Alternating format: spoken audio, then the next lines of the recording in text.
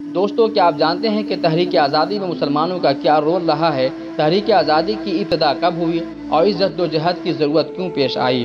دوستو، 1498 عیسوی میں واسکو ڈی گاما کی قیادت میں پرتگال یعنی یورپ کے ملاحوں نے پہلی مرتبہ ہندوستان کی سرزمین میں قدم رکھا اور ساحلی مقام کالیکٹ میں اپنی تجارتی سرگرمیوں کا آغاز کیا۔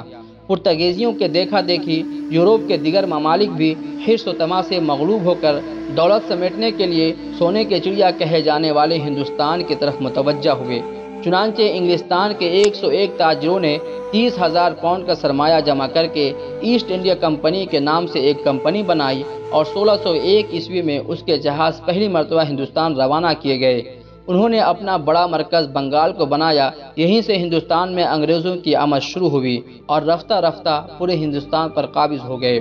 چنانچہ دہلی کے رہنے والے شاہ عبدالعزیز محدث دہلوی رحمۃ اللہ علیہ ایسے نازک ماحول میں انتہائی جرأت و حمیت اور دینی غیرت کا مظاہرہ کرتے ہوئے دہلی پر عملاً کمپنی کی حکومت قائم ہو جانے کے بعد ایک تفصیلی فتویٰ جاری کر کے ہندوستان کے دارالحرب ہونے کا اعلان کیا۔